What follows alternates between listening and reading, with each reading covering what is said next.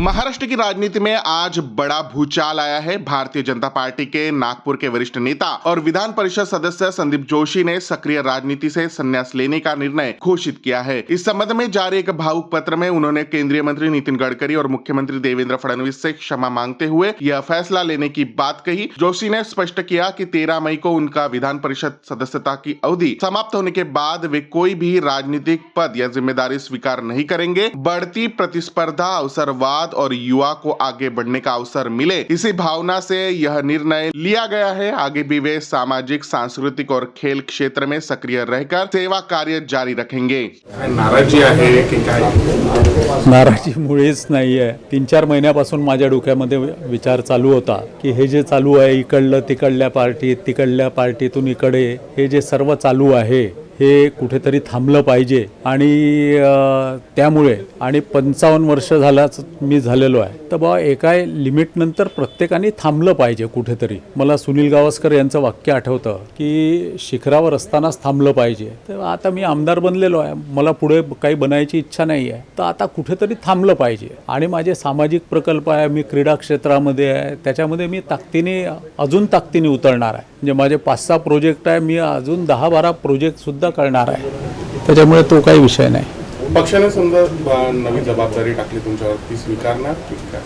विनम्रतेने नकार देणार, माफ करा म्हणणार। तो म्हणून नाही, पण तुमच्या थ्रू देवेंद्रजी पर्यंत जायचो ना आम्ही। देवेंद्रजीकडे तसंही जाऊ। देवेंद्रजी मी असा आहे, एका कॉईनचं 2 बाजू। देवेंद्रजी मुख्यमंत्री जरी राहिले तरी मी त्यांचा मित्र आयुष्यभर राहणार आहे।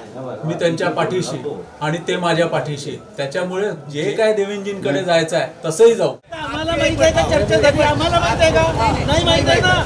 समाजकारण नेता आहे तुम्ही, राजकारणी नेता नाही आहे। आम्ही तुमच्यासाठी बिलकुल नाही।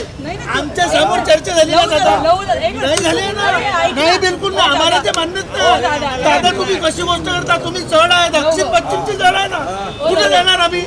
अरे आम्हाला ते जाऊ दे। आम्हाला काही, आम्ही काय तिकीट नाही मिळवून नाराज नाही। आम्हाला तुमची गरज आहे, समाजकारणाला गरज आहे, समाजाला तुमची गरज आहे। भाऊ कशी गोष्ट करता तुम्ही? 10 आमदाराचा नेता आमचे, लक्षात घ्या तुम्ही।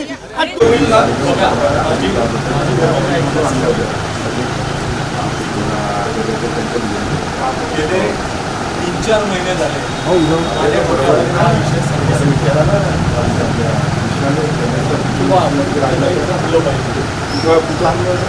3-4 महिने झाले, पण महानगरपालिकेची निवडणूक समोर असताना संदीप जोशीला, ज्या कार्यकर्त्याला म्हणजे इथल्या अनेकांना माहीत नसेल मी युवा मोर्चाचा वॉर्डाचा नरेंद्रनगरचा अध्यक्ष होतो, पण धरमपेठ मंडळाचा अध्यक्ष झालो, पण शहराचा एकदा महामंत्री, दुसऱ्यांदा महामंत्री, मग शहराचा अध्यक्ष, मग दक्षिण पश्चिमचा 2008 अध्यक्ष झालो। त्याच्यानंतर सोपी आहे का? काही तर कारण असेल ना, तर ते कारण जे होतं आणि त्याच्यात तुम्हाला कसं वाटतंय मला माहीत नाही, पण या पार्टीतून निवडून यायचं आणि उद्याच्या उद्या त्या पार्टीत जायचं। आज तिकीट नाही मिळाली म्हणून बंडखोरी करायची। आपल्याला पश्चिममधलं उदाहरण माहीत आहे। 7 वेळा भारतीय जनता पार्टीने, म्हणजे पहिले अपक्ष, नंतर 7 वेळा भारतीय जनता पार्टीने नगरसेवक बनवलं, पण 8व्यांदा नाही बनवलं तर पार्टी सोडून बंडखोरी। आणि पाडलं कोणाला? भारतीय जनता पार्टीच्या बाईला। तर तुम्ही, आम्ही कोणी थांबायलाच तयार नाही। मी जे म्हटलं की 60-70 वर्षाचं एक उदाहरण सांगतो, मला फार वाईट वाटतंय। आपण हरू नव्हतो शकत। वॉर्ड नंबर 17 मध्ये तिकिटा जशा डिक्लेअर झाल्या तसे एकत्र जमा झाले सारे जण। मला बोलावलं, मी तिथे पार्लमेंटरी बोर्डातून गेलो आणि तिथे जे आजोबा झालेले आहे ते लोक ढसळ ओढून राहिले। आजी झालेले आहे की आता मला 5 वर्षांनी तिकीट नाही मिळणार आणि 35 वर्षाचा पोरगा म्हणते का 5 वर्षांनी आता पुढच्या काही गॅरंटी नाही. मग कोणाशी बोलायचं, तर मी माझी प्रत्येक गोष्ट देवेंद्रजींशी बोलतो. मी त्यांच्या सोबत एवढे वर्ष झाले, म्हणजे तुम्हाला सांगायला हरकत नाही की डिलिमिटेशन करत असताना सुद्धा त्यांच्यासोबत मी गल्ली गुल्ली मधून फोन नंबर पासून फिरत होतो. हे बोलणं झालं हे आम्हाला कुणाला माहीत नाही आहे. आम्ही सर्व मुख्यमंत्री साहेब आल्यावर भेटू, चर्चा करू. तोपर्यंत तुम्ही जो राजीनामा जे लेटर ऑब्जेक्ट केलेला आहे त्याला तुम्ही हाईट करा आणि आम्ही हे जे काही देवेंजीशी बोलले, देवेंजीनी पण म्हटलेलं की आपल्याला कोणालाच म्हटलेलं नाही. त्यांनाही तो धक्का आहे, तुम्ही ते काही करू नका. सध्या देवेंद्र ने क्या बोला उन्होंने बोला अपना विवेक से अपना समझ के निवेदन, हमारा सबकी भावनाओं को देखते हुए हमारा आपको निवेदन है. आमच्या काही भावना आहे ना, दादा. का हमको मान्य नहीं है. मी माझ्यावर प्रेम करताना हमारे भी ले लो, हमारे भी रेजिग्नेशन ले लो सबका. माझी इमेज तू आमच्यावर जी प्रेम आहे, करतो ना. त्या इमेजला काही लावणार, त्या इमेजला काही लावणार.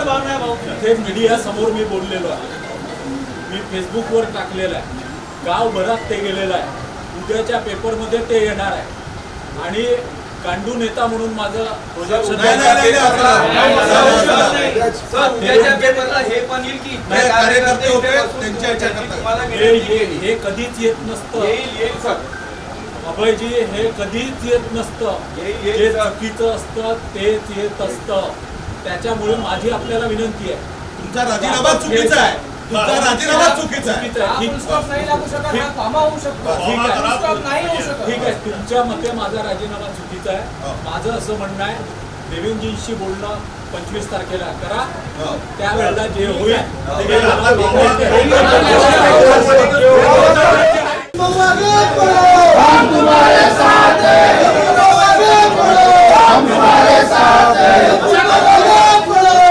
संदीप जोशी यांच्या राजकीय निवृत्तीनंतर कार्यकर्त्यांमध्ये एक मोठी नाराजी आली आहे. कार्यकर्ते त्यांच्या या निर्णयानंतरच जे आहे त्यांच्या कार्यालयासमोर अनशनला बसले आहे. आपल्यासोबत संदीप जोशी यांचे कार्यकर्ते आहे, आपण त्यांच्याशी बोलूया. मला सांगा, तुम्ही अनशनवर बसले आहे, काय नेमकं कारण आहे या अनशनच्या मागे? अनशनवर बसण्याचं कारण म्हणजे आमच्या नेत्याने आमच्या ताकदीने, आमची ताकद, त्यांनी आपल्या राजकारणातून निवृत्ती घेण्याचा जो निर्णय घेतला, हा निर्णय आम्हाला मान्य नाही आहे. खऱ्या अर्थाने त्यांनी 55व्या वर्षी मी निर्णय घेतो म्हटले निवृत्तीचा, पण खऱ्या अर्थाने राजकारणामध्ये अगर राजकीय याच्यामध्ये 55 वर्ष हा काही मोठा वर्ष नाही, हा काम करण्याची सुरुवात असते. या देशाच्या प्रधानमंत्रीचं स्वप्न बघणारा राहुल गांधी जेव्हा 55व्या वर्षी आपल्या युवा समजतो, तर आमचा नेता युवा आहे आणि आम्ही युवा त्याच्यासोबत आहे. असंख्य कोरोनामध्ये ज्यांचे माय बाप वारले, अशा स्टुडंट, अशा विद्यार्थ्यांचं पालकत्व करणारा अनाथाचा नाथ आमचा संदीप भाऊ अगर राजकारणातून निवृत्ती घेत असेल तर आम्हाला नाही का मान्य नाही आहे. अगर जेव्हापर्यंत दादा आपला विषय मान्य नाही करणार, ते माघार घेणार नाही, तेव्हापर्यंत आम्ही इथे अनशनवर बसणार आहे, हे तुमच्याला सांगू इच्छितो. त्यांनी म्हटलं कुठलीही नाराजी नाही, आम्ही निर्णय बदलणार नाही. तुमचं काय? त्यांनी म्हटलं नाराजगी नाही आहे, पण त्यांनी हरवेळेस ते त्यांच्याच मनाने करतात. आता आम्ही आमच्या मनाने करू. आम्ही दादाचा शब्द आजपर्यंत कधी पाळला नाही, पण आज आम्ही दादाचा शब्द पाळू. जेव्हापर्यंत त्यांनी आपला निर्णय वापस घेतला नाही तेव्हापर्यंत आम्ही अनशनवर बसू. हा आमचा ठाम कार्यकर्त्यांचा विचार आहे आणि आम्ही विचार करून इथे बसलेलो. त्यांनी म्हटलं की माझा एकदा जो निर्णय घेतला आहे तो मी बदलणार नाही, बदलू शकतही नाही. मात्र पक्षाने जबाबदारी दिली त्यालाही मी नाकारणार. तुमचं काय मत आहे? नाही, दादानी अगर म्हटलंय तरी पण मी वारंवार सांगतोय तुम्हाला, दादानी म्हटलं की त्यांनी निर्णय घेतलेला हा माघार घेणार नाही ते, पण आम्ही विचार केलेला आहे की त्यांना आम्ही माघार घेण्यासाठी प्रलंबित करून राहू. त्यासाठी आम्हाला जे करावं लागेल ते आम्ही करायला या ठिकाणी तयार आहे. त्यांनी आपल्या पत्रामध्ये एक खंत सुद्धा व्यक्त केली आहे. त्यांनी म्हटलं की 75 वर्षाच्या लोकांना सुद्धा तिकीटं दिली जात आहे. नवे कार्यकर्ते आहेत, त्यांना सुद्धा समोर यायला पाहिजे. मी माझं पद सोडत आहे असं त्यांचं म्हणणं आहे. तुम्हाला त्यांचं म्हणणं बरोबर आहे. मी वयाच्या 16व्या वर्षापासून भाजपात काम करत आहे. जेव्हा माझ्या ओटावरती मूछ नव्हती तेव्हापासून काम करत आहे. आज मी 30-31 वर्षाचा युवक आहे. या युवकाला तिकीट न देता 75व्या वर्षाच्या व्यक्तीला तिकीट देत आहे, हे त्यांचं म्हणणं बरोबर आहे. म्हणून त्यांनी म्हटलं की कुठे तरी मला हा निर्णय घ्यावा लागतंय आणि आजच्या युवकांसाठी करावा लागतंय, पण हा निर्णय घेणं मान्य नाही आहे. याचं कारण आमच्या डोक्यावरची छत संदीप भाऊ आहे आणि आमची छतच चालली जाईल तर आम्ही या राजकारणात काय करावं? आमचा बोलणारा व्यक्ती नाही ना तिथे कोणी. देवेंद्रजी सोबत नितीनजी सोबत बोलणारा व्यक्ती कोण आहे आमचा? त्यांनी म्हटलं की राजकीय पद नसलं तरी मी सक्षम आहे आपलं काम करण्यासाठी. अरे हो, सगळं बरोबर आहे. राजकीय पक्ष पद नसल्यानंतरही सक्षम आहे, तिथे राहणार आहे. पण मला सांगा साहेब, तिथे पार्लमेंटरी बोर्ड असते, तिथे सगळं असते, तिथे बोलणारा व्यक्ती आमचा कोण आहे? आमचा कोणीच नाही ना. आज खऱ्या अर्थाने तुम्हाला सांगतो, मायबाप गेल्यानंतर लेकरू जसा अनाथ होतो ना, तसे आम्ही अनाथ झाले. अगर दादाने हा निर्णय घेतला असेल तर हे तुम्हाला या ठिकाणी सांगू इच्छितो. तुमचं काय मत आहे? तुम्ही सुद्धा ऐंशांवर बसले आहे, काय सांगा? दादानी हा निर्णय मागे घ्यावा. वरिष्ठ लोकांसोबत चर्चा करून आम्ही इथनं हटणार नाही आहे, जोपर्यंत मागे घेणार नाही तोपर्यंत. कार्यकर्त्यांची हीच भूमिका आहे की जोपर्यंत संदीप जोशी आपला निर्णय मागे घेत नाही तोपर्यंत ते अशाच प्रकारे आपलं आंदोलन इथे सुरू ठेवणार आहे. कॅमेरा पर्सन राजेशसह मी प्रकाश शुंकलवर, Maharashtra news 24 Nagpur. Latest updates के लिए राष्ट्रवाद न्यूज को फॉलो कीजिए.